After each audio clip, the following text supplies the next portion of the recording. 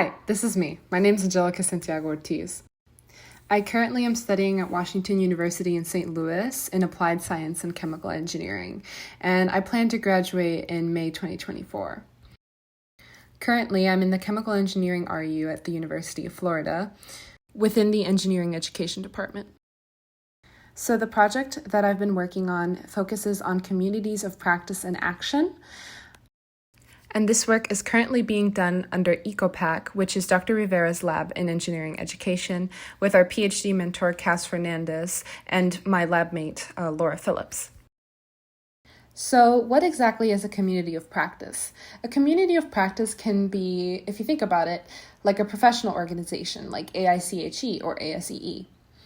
These communities of practice are one of the ways in which faculty can gain continuing education.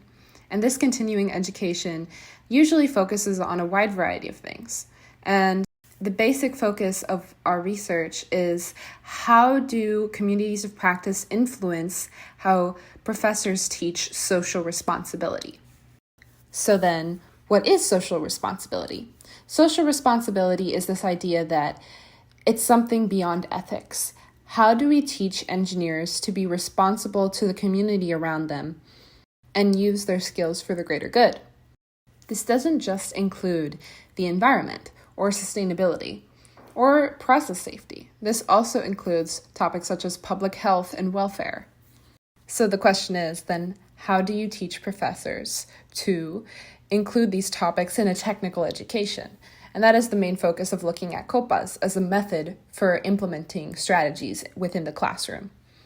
Dr. Rivera has already performed this COPA with a group of 8 to 10 participants over the course of 8 months. What I was responsible for doing was helping analyze 2 of the participants' interview data. This involves a process called coding, which isn't what you would typically think it is. It's essentially looking at the text and seeing what comes from it. So, for example, if in an interview someone says, I want to teach students the ability to critically think about what effects their jobs have on the environment. And what you get from that is a code which says critical thinking.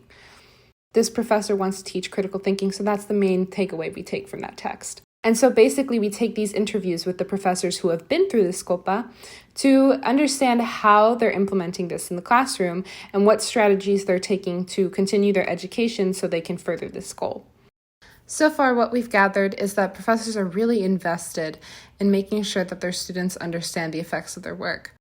They want their students to perform critical reflection about how their job impacts their local communities and the global community as a whole.